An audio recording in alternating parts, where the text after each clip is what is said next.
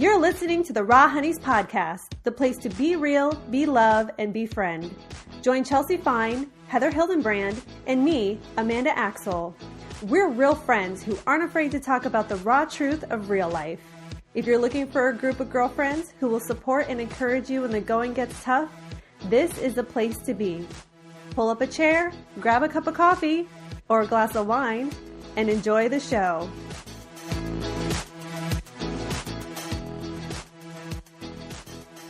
Hey honeys, thank you for tuning in today. This is Heather Hildenbrand and I'm here with Chelsea Fine and Amanda Axel to talk about what it means to unplug from the internet, scary, and how it feels to come back to it again.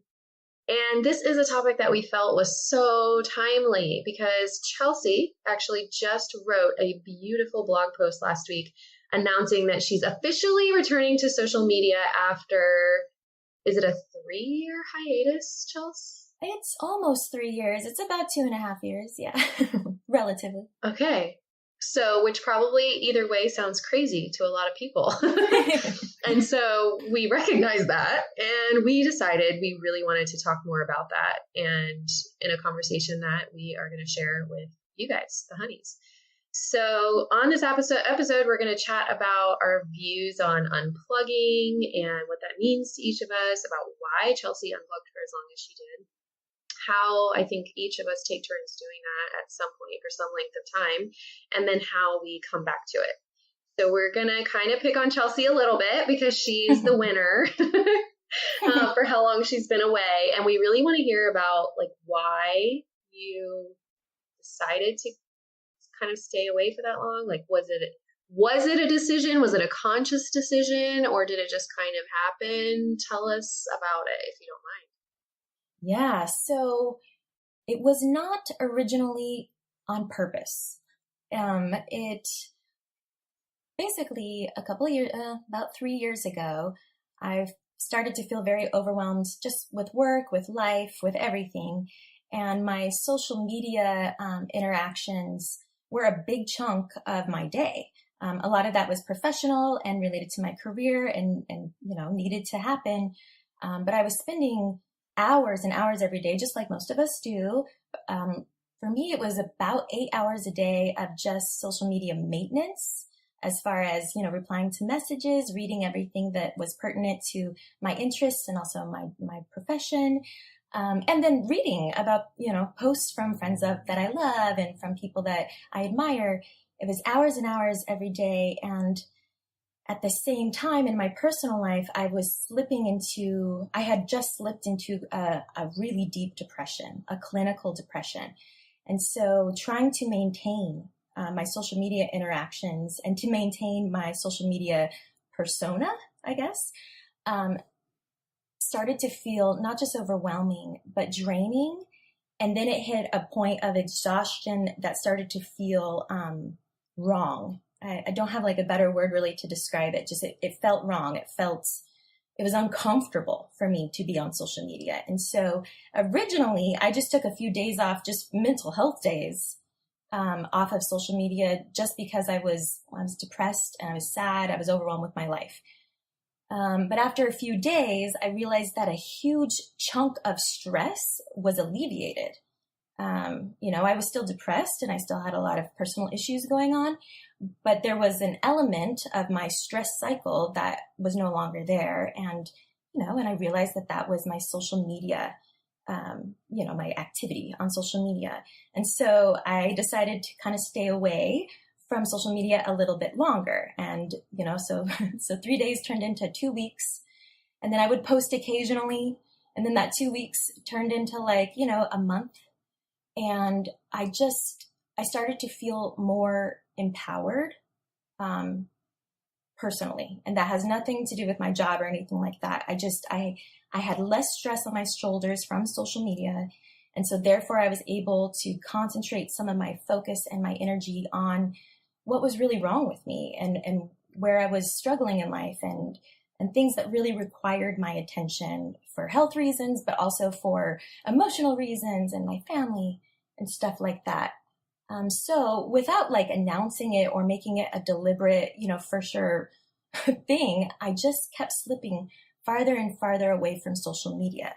I would post occasionally, because I have a career that I love, and I have a fan base that I want to always make them feel, appreciated and seen and heard. And so I would post occasionally and I would interact occasionally. But the more I was doing those occasional check-in posts, the more insincere I began to feel, not just personally, but professionally, emotionally, everything. And I remember I was having a conversation with my agent once about social media, and I had a bunch of cool parties and events I was doing on social media. And I was telling my agent that I was really stressed, even though these were all really happy, fun, great things, because every time I would type a smiley face or add a smiley face like emoji to a post, I felt like a liar. And I was a liar, because here I am in my real life, very depressed, feeling very hopeless. Like I was laying in a pile of dirty laundry in my closet, in my bedroom closet, like every day, crying for like an hour without a reason. I was just that low. I was in that dark place. But then I would get out of my pile of laundry and go to my computer and do, like a Facebook party event and put smiley faces everywhere and exclamation points after all these posts and comments. And while it was really great for, for the group or whatever I was a part of in that event, for me, it felt, like I was cheating, like I was lying. I was cheating. I was deceiving. It felt very inauthentic because it was. So I pulled back even more from social media, mostly in an effort to try and reclaim some personal identity and find that personal identity in a sincere place. And my hope was for me to I honestly thought that if I pulled away from social media for a month or two, I could totally get everything, all my thoughts in order, and I could cure my depression and I could come back and be energetic and happy like I usually am, and it would all be great. And that's not at all what happened. It is what happened, but not in 2 months. Instead, the longer I was away from social media, the more real I became to myself, which is that's a weird thing to say, but there was a point where I recognized that a lot of my social media interactions were me lying to myself and me trying to believe something that I was putting out there as a persona, and that was making my heart sick.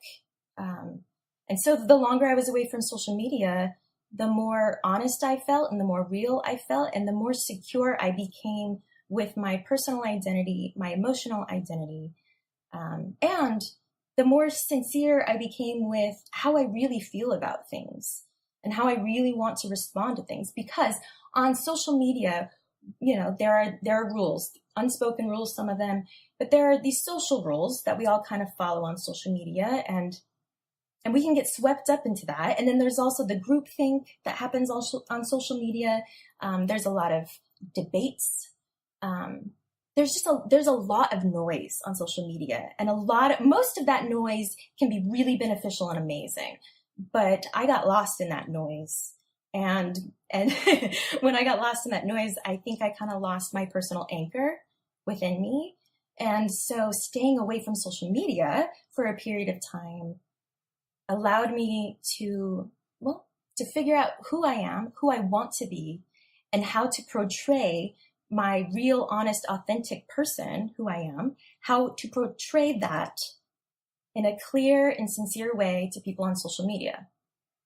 And so I think that's, I'm back now on social media, and I think that is what I'm attempting to do now going forward, is to only be real, to only be honest, and to not necessarily, quote unquote, play nice for the sake of looking normal and fitting in.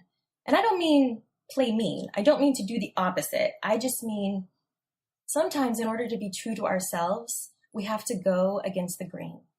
And going against the grain on social media is one of the most uncomfortable things. It's dangerous. It's high risk to go against the grain, and people will let you know how they feel about you and your opinions and your future and your past. It's wild.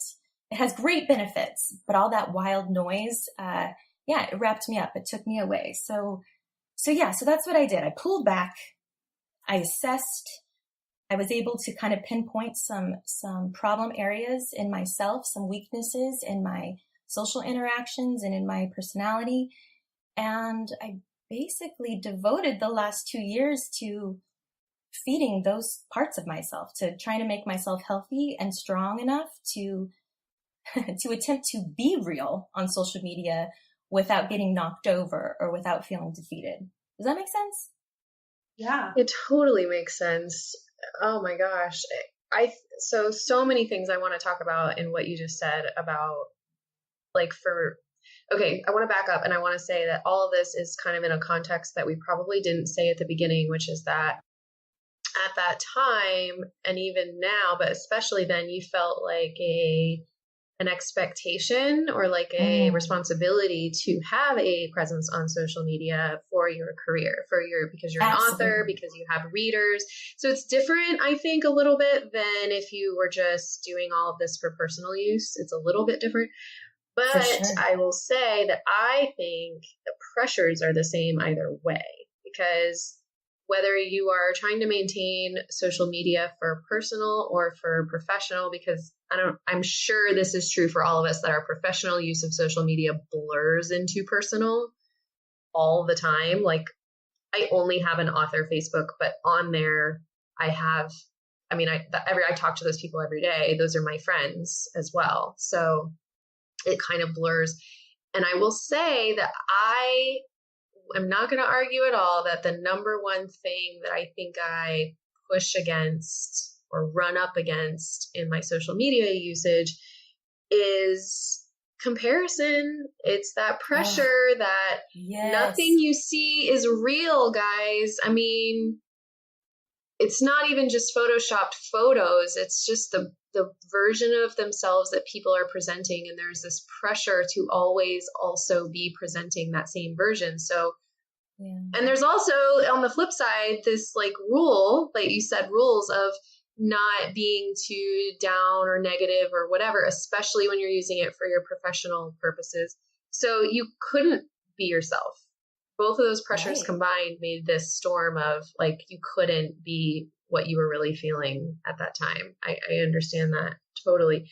One thing that I think for me happens, because I never went through that total unplugging. I've gone through seasons or periods where I unplug, and I like to do that a lot for short periods of time.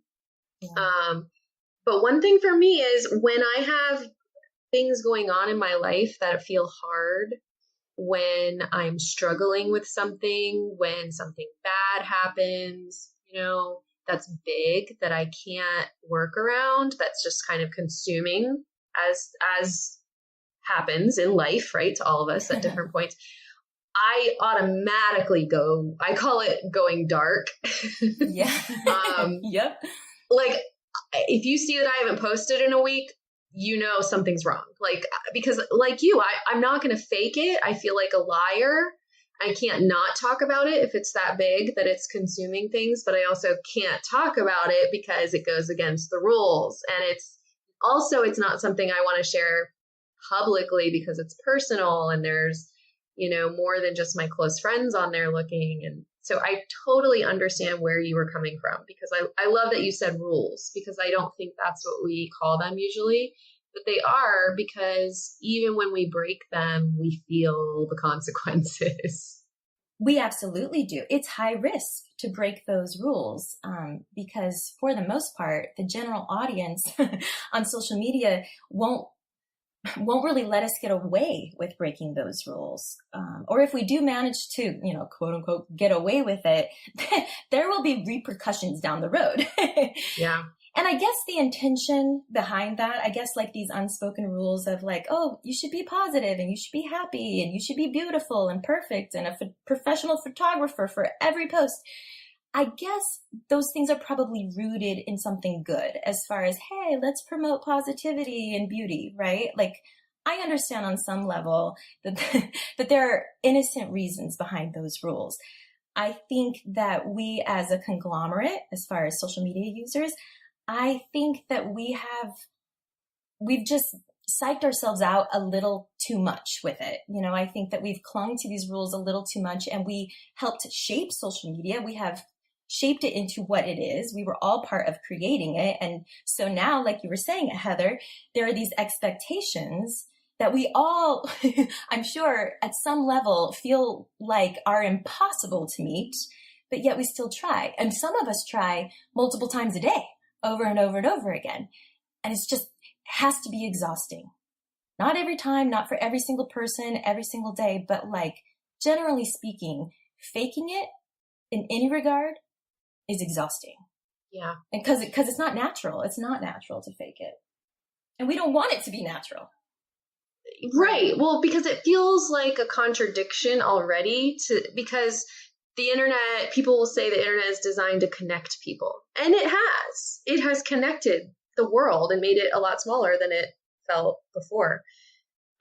But it's still not a connection with a person. Like when you look in their eyes or, Right. What I put on social media is not the same level of connection that I would get from somebody in my physical space having that same conversation Right. with them. It's different. So it has replaced that for a lot of people.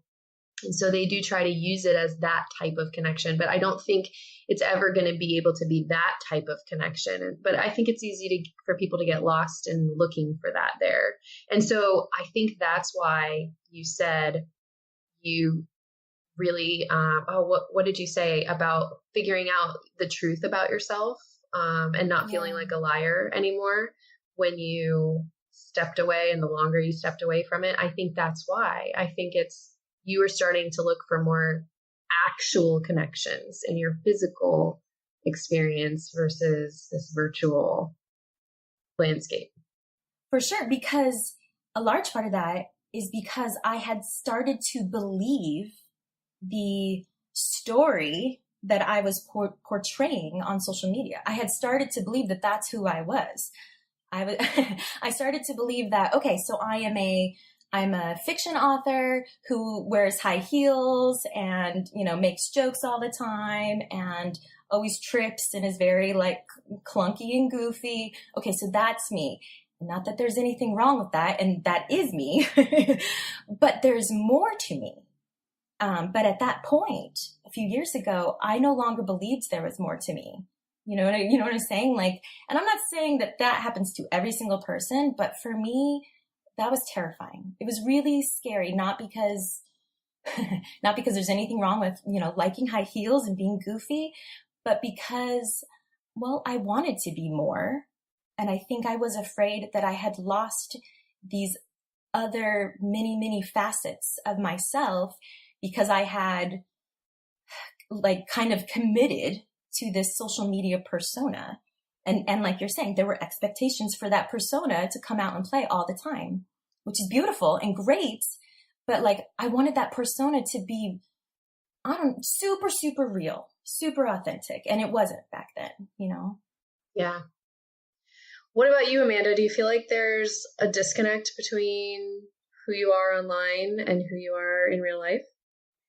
For me, not really.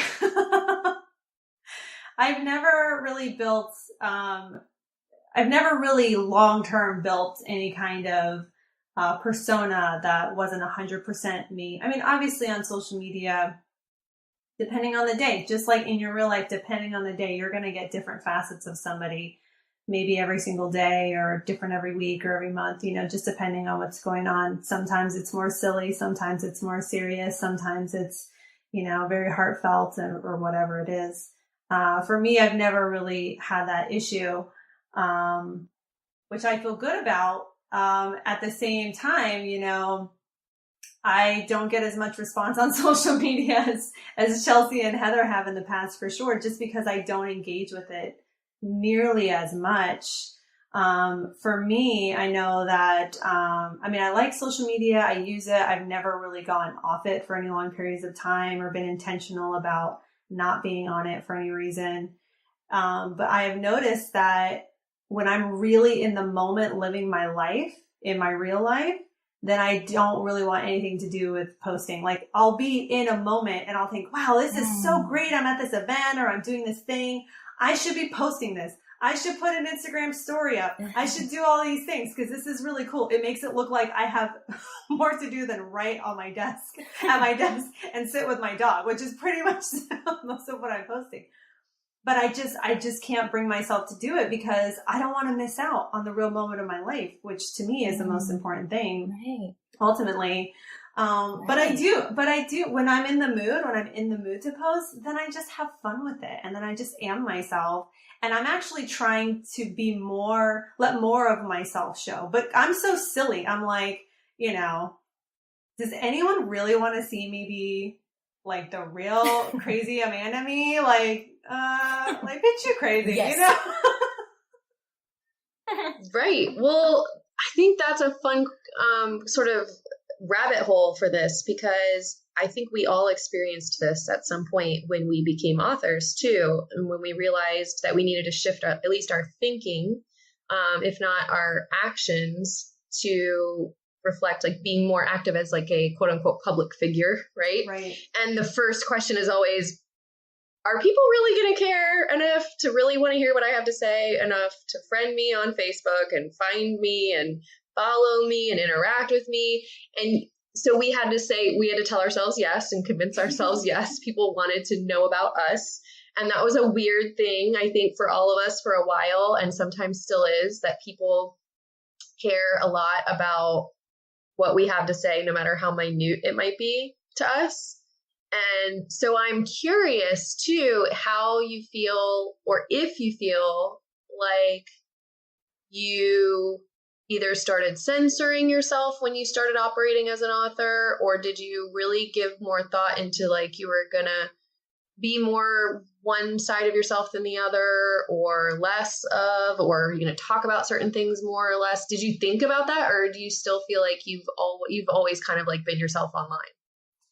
Oh yeah. I mean, when I became an author, I really wanted to present the best, most professional Emily Giffin-like author version of myself. That's why I did the photo shoot. You know what I mean? Like I wanted to look like I'm the big time author, right? Like on the outside.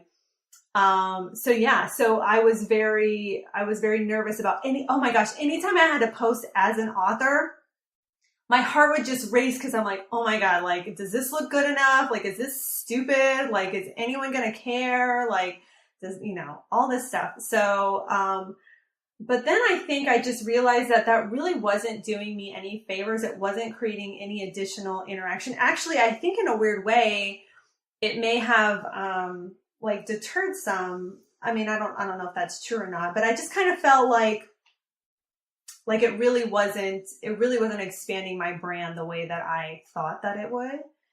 So then, time goes on, you grow up, you get more comfortable in your skin anyway, you get more comfortable with being an author.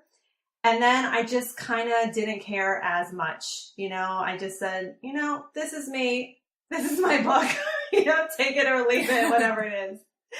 And actually it was really interesting because yesterday I was listening to an interview with Marie Forleo and Brene Brown. I don't know if you guys had a chance to listen to it, but they were talking about, Is this one about her new book? Yeah, Brene's new book. Yeah. Ugh, and so these are I need like to go very, check it out. It's going to be amazing. Sorry, what did you say, Heather? Oh, I said I need to go check it out. It's going to be amazing. Yes. All of her interviews and books are amazing. I love Brene Brown, but I haven't heard this one yet. I love her too. And I love when these two get together because they keep it real and they keep it raw and they don't censor themselves. And that's what it was about. Actually, they had talked about, because these are prominent public figures, Marie Forleo and Brene Brown. And Marie Forleo has a very strong online presence as well. And they were just talking about how, they get a lot of pushback when they say something, especially when it's political in nature online. And even Marie Forleo got a message saying something to the effect of, why are you posting things like this? You're just supposed to inspire me, or they'll say, I'm going to stop following you because you posted this particular thing that I don't agree with, And so they were really talking about how that's fine. Like, how do you not know who I am? Like, I've been very clear about who I am on social media, and this is part of who I am. This is part of what I believe. If you don't like it, then you don't have to follow me. You know what I mean? That's totally fine. And I thought that was really cool of them to say, and because a lot of times I know even the three of us can be very conscious about alienating certain people. And I always definitely. Yeah. And I remember Marie Forleo saying at one time, if you're talking to everybody, you're talking to nobody. And so she's always encouraging, like really just, hone in on your specific tribe of people. You don't have to talk to every single person. So I thought that was really cool to hear both of them as such strong entrepreneurial women who have a strong presence say, you know what, I'm just going to be who I am. And if you don't like it, then you don't like it, and it's fine, because I'm just going to attract more of the people that, that are my followers, that are my tribe. Yes, 100%. And I will say, I don't know, Chelsea, about you, but do you agree that you feel like when we started as authors, all of the sort of advice was don't piss people off on social media, don't have an opinion about anything. It was tiptoe. Tiptoe. Yeah. And if I'm being completely honest, my personality, my nature, like, I want everybody to like me. Totally. I do. I want to be honest, but I also don't want to lose anyone, which is, it's a difficult, that writing that fine line right there has been a difficult thing for me to come to terms with on a personal level. On a professional level, not at all. Like I can go into business mode and be disconnected emotionally if I need to be. But because there's this part of me, that thinks to myself, like, okay, so if I say something and 10 people really don't like it and it makes them, stop following me or not want to be my friend anymore, what if I'm missing an opportunity at a great friendship or a great, business relationship or something with those individuals because I was choosing to share, something that could be considered an optional opinion with the world, right? Like, there's this constant back and forth in my head. And then the few times that I have done or said something that was a little, maybe rubbed people the wrong way. It's interesting because the few times I've done that, I've never regretted it. I've also never really burned bridges in a deliberate way. Like, I think everybody sort of knows that what we're talking about here is being honest to yourself, not necessarily starting a fight or provoking others online, right? We're just talking about expressing yourself. But it's actually been amazing the few times that I've allowed myself to be truly honest when I knew I was in the minority. And so it's a tricky business is what it is. Well, the beautiful part about all of this is that Amanda's right. I mean, we're not the only ones talking about this now. It's really being encouraged across the board with advice from public figures and female entrepreneurs and just, in general, that no, you should have an opinion and you should, like Amanda was saying, I mean, I've heard it more like if you alienate some people, you're going to attract others even harder to you, even stronger to you. That's how you find your tribe is sharing your opinions and your beliefs. And, for everybody that you deter, you're going to have 5 more that kind of latch on and go, oh man, yes, we're looking for somebody who can resonate with this or, whatever.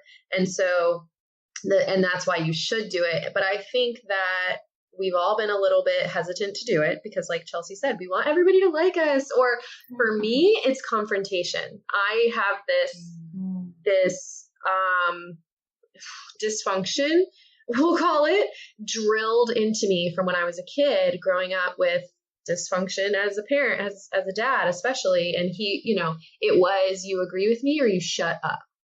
I was not allowed to not even argue, but like have another opinion and state my case, no matter how strong, solid, or intellectual I got with it. If it was different, I had to be quiet and go to my room, kind of children are seen and not heard. And it just gave me this like stress ball around, I think I consider a lot of things confrontation that probably aren't really confrontation, at least to a lot of other people. And one of them is if somebody disagrees with me online, strongly or softly, it puts my back up. It gives me anxiety in my stomach. I get like nauseous. I sweat, I have this reaction, and they're not even in person, and I don't even know them, and they don't know me, and my happiness is not affected, and like neither is my joy, but I get really worked up about it. And I don't think I'm the only one. I think that's what keeps us in fear of being who we are online. It's what keeps the rules and the pressures working for us to just keep trying to fit ourselves into this best foot forward box, airbrushing our photos and proofreading all of our posts to make sure we haven't been too opinionated. And I love that that's circling around now, and that's where we are. I think for all three of us is that I think that's why we started this podcast. We all decided it's time to have a voice. Yep. Differently than, using it differently than what we have in the past in our author platforms and even in our personal lives, and just be a little bit louder about what we believe, because we do know that it's going to help so many women in letting them know they're not alone, and connecting them through friendship, and letting them know they're not crazy. And if they are, they're not the only ones. And, right. All these things that we know, these benefits we know we're going to get out of it. But I think that we probably also all agree that there's going to be confrontation, there's going to be pushback, and there's going to be people who don't agree with us. So I'm curious what you guys, do you guys get like that nervous about that kind of stuff, or is it just me? About confrontation? Like online confrontation? Yeah, about like, specifically somebody disagreeing with you online, is that confrontation to you? And do you get like all freaked out about it? I'm trying to think of an example of when that has happened. And I can't think of any, which either means that I haven't been brave enough to share anything worthy of someone disagreeing with me to the point that it disturbs me, or if it really just doesn't bother me. Okay, so then, because I just recently, I feel like in the pretty recent past, have started purposely posting things that I wonder if people will not 100% agree with, just to test the waters about how, how far am I willing to go to be disagreeable. And so you're doing that now. What do you think about that? What is going to happen when somebody says that they hate you for not wanting children or something? Like, I don't know, something you're going to share on this podcast, I think, I really think it's probably just going to depend on what it is, and like how, like if that's a scar for me or a pain point for me or for you, and Chelsea, the same way. That would be my guess about that. So I don't know. My gut instinct is I'm sure it will bother me. Just like when someone in person disagrees with your opinion, you're like, oh shit, we don't agree. That sucks. I thought we were vibing here. You know what I mean? It's like a little disappointing when you have like a difference of opinion, but then it's like, but that's what makes you and me, is we are different, and that's okay. It's okay for us to have different opinions. Personally, I like to listen to people that I don't agree with, because I can learn something, maybe there's something I haven't thought of. But anyway, that's just me. What about you, Chelsea? Well, I actually think that's one of the fantastic elements of the social media platforms, is that it does allow people to interact with others who have perhaps, different points of view, but to interact with them in a public space, usually in a public space where there are multiple voices contributing to the conversation. And so I do think the potential for sharing with each other and learning from each other it's enormous, with social media if we're willing to listen and to be quiet occasionally, right? I think for me, as far as confrontation goes, I don't tend to I don't tend to use the word confrontation in my life. I like to use the word, opportunity, growing moment. I've only really experienced it online in a really big way one time. And first of all, it's important to know that, like, for me to post something that I know might ruffle feathers, I have to feel very passionately about it. And I also I like to think that I take an assessment of myself and my perspective and make sure that I'm posting it for the benefit of the conversation as opposed to the benefit of my personal pride. Does that make sense? Yes. Like, Yeah. I want to be able to only post, things that might be, lead to confrontation if I'm posting it with good intentions. I'm not posting it to brag. I'm not posting it to debate and be arrogant. I'm posting it for conversation. So I have to be really passionate about something, and it usually pans out in a really great way. Especially just the one time that it was really big, it was when I had a blog post about sex in books, like erotica, but also just, steamy sex scenes in books. I felt really strongly at the time that the sexual inclusion in certain stories was becoming gratuitous for the sake of selling books, and that were not erotica. And so I wrote this long blog post about my fears of, like, if we continue sensationalizing sex and being gratuitous with it in our entertainment, is that going to change us? Is that going to ruin some of the magic? Is that going to alter, the relationships or the emotional element that we're trying to compose as writers into our story, right? And you guys, I posted that on my blog at like noon on a Tuesday or something. And at like 12:02, my publicist called me, like immediately called me. And she was like, girl, take that down. She loves me and she's great, but she called me immediately and she's like, take that down. Are you sure? And I was like, well, I don't know if I'm going to take it down yet. Let's just, let's write it out. Let's see what happens, And I'm glad I did, because it started a lot of conversations, most of which were positive. And so I'm really grateful that I went that route. And I think that is should be maybe the goal for all confrontational things on social media, is that everybody can walk away from it feeling like they learned something or that they personally grew in some way. I think more so than confrontation on social media, as far as, like the expectation and the pressure and stuff, is disconnection.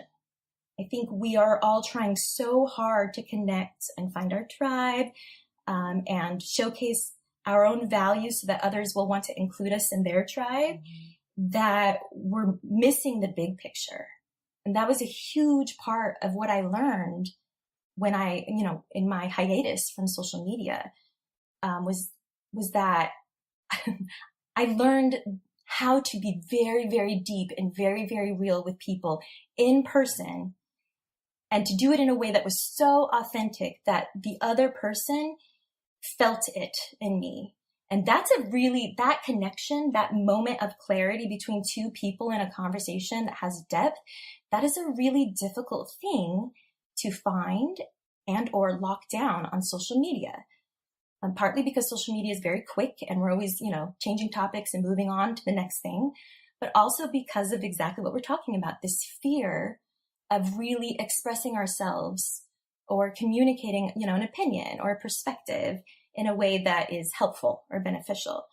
And then we all get to this place where, like, we don't feel connected to anything or anyone in a real way, but we're already part of this like monster train of social media. So we just got to keep chugging away and pretending, essentially, that we are connected and that we do feel included and that we really do love ourselves. And some of us do. But I would imagine most of us feel really left out, even when we're engaged in social media all day long. I would imagine most of us feel unheard or unseen, or feel like we're not as valuable as others, and it has to take a toll on us emotionally, to feel that way. And then the very next day, do it all over again. Engage in social media, searching for a deep connection, searching for approval or validation, playing on social media for 5, 6, 7, 8, 9 hours, and then going to bed and feeling like you've gained no ground whatsoever. But I don't know. That it could just be me, but that left out feeling, it's a burden. And I do think it starts to reshape who we are on kind of a fundamental level nowadays, because social media is kind of where it's at as far as, how you're supposed to be and who you're supposed to be. Yeah. I don't know. So I want to talk about the rules again. And I want to talk about them in terms of this podcast, because we're about to break like all of them. I mean, I think that is one of our goals for this podcast. Well, that's one of my goals because I'm a rebel. Sorry, Amanda. I know you like to follow rules. We're going to follow rules. We're just going to follow our own. It's going to be great. That's right. No, we're going to make new rules. We're making new rules. We're here to shake it up. I mean, our name alone is shaking shit up, guys. I hope. I mean, it did when we first came up with it. We were like, wait, guys, there's a few connotations here that, do we really want? Yes, the fuck we do. Yes. That was a conversation. I mean, that's kind of how it went, right? And the rule of, best face forward and all of that, we're going to break that. The rule of, you can't be too much of yourself online. We're going to break that. Mm-hmm. The rule that, and not only are we breaking that for ourselves, we're breaking it for every other woman who comes our way. I mean, that's the whole point is, right? Like to create this new, we say safe space. I'm going to call it a new space because this isn't anywhere else, that they can be all of themselves. And the connection that we're offering is it's different than an internet connection, right? It's more intimate, right? It's about not just showing the hard and tough aspects of ourselves. It's about showing the soft parts as well. It's about the entire spectrum of who we are and pretending like we are engaged in person, because in person, we as human beings, we as Americans, we're actually not too bad at being real, if we choose to be. In person, it's a relatively easy thing to communicate sincerity, right? We have body language, we have micro expressions, all kinds of things help us connect in person. But it's almost like with social media, we have to almost retrain ourselves on how to interact with others on social media in a way that lowers their guard enough to come closer to get to know us more. And by doing that, we need to lower our guard. You know what I'm saying? Yes. Yeah. It's exciting though. Yes, totally. I was thinking which means we're about to pull a total 180. Yeah. We're about to pull a total 180 on the persona we've put out up until now. And I was going to ask you, Amanda, I'm going to pick on you because you just said you've never really, that you can think of, posted something that could be sort of controversial, but I mean, we will. And so here we go. Are you ready? Yeah, girl, I'm ready. Are you ready to break rules?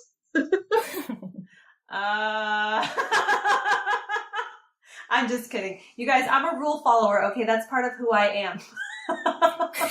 Well, that's why we have you part of this with us. We need someone to keep us in check. Guys, you know what I just realized? What? So I love breaking rules. Chelsea loves making her own, and Amanda loves following them. So we're perfect for each other. We just created a whole new chain right there. We're the trifecta. What order does this go in? We are. I think we've called ourselves that before. The trifecta. That's perfect. Yes, totally. Oh my gosh, that's so funny.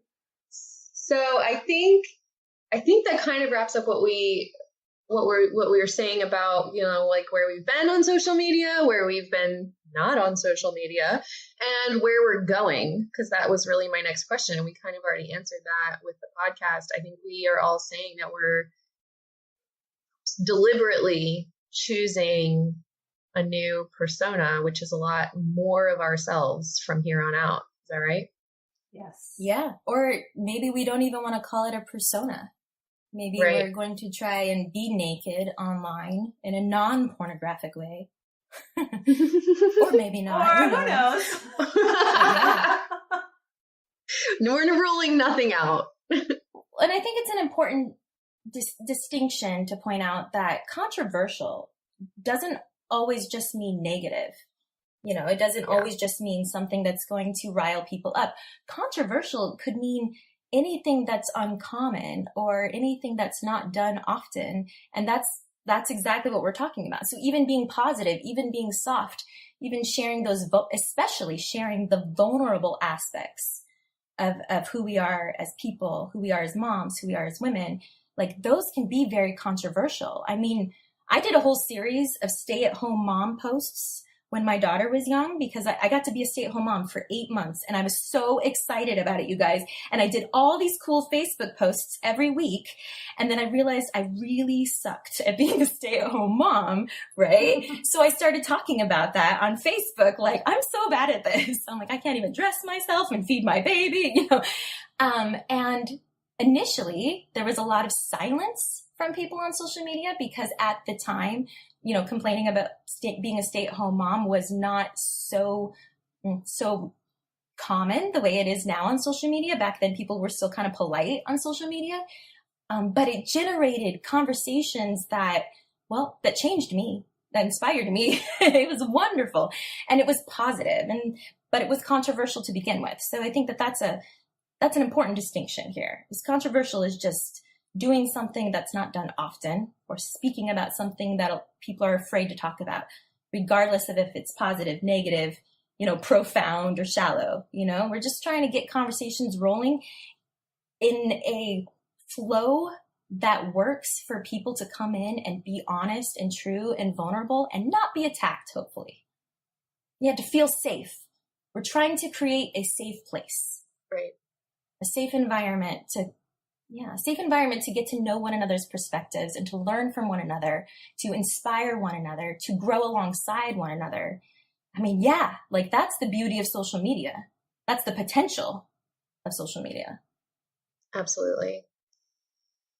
Guys, thank you so much. This has been awesome. I feel like I learned stuff about you and about myself, and I hope all of the honeys did too. So that's great. So if you had to leave everybody with just one thing, Amanda, what would you want to say? I would say that if you're not already being yourself on social media, then maybe this is a time, along with us, because I know myself, I'm retraining myself too, to retrain ourselves to become, more of our authentic selves online, so that we don't feel any kind of dissonance, the way Chelsea was describing during her depression, and feel like a bunch of phonies, because that starts to eat away at you, exactly like Chelsea said, fundamentally. So I would say it's okay. Have some courage and just take it one post at a time. Awesome. What about you, Chelsea? I would say don't be afraid to leave social media for a period of time if you're feeling lost in the noise.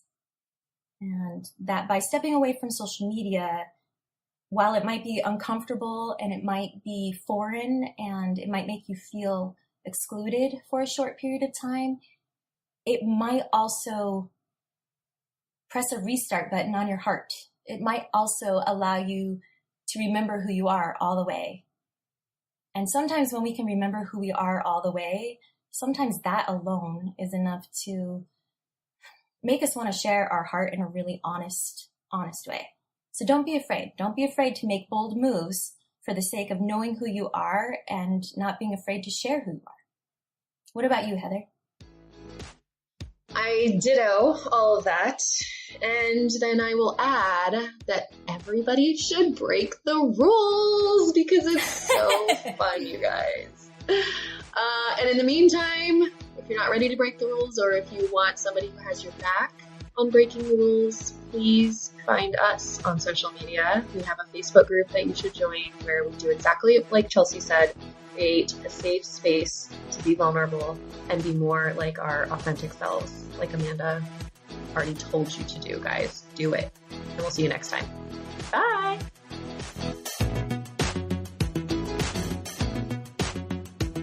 We hope you enjoyed today's episode of the Raw Honeys podcast. If so, please share it with a friend or post a review. Heather, Chelsea, and I would love to connect with you. Check us out on Instagram at The Raw Honeys or join our community of honeys on Facebook. Thanks for listening. We wish you nothing but big love.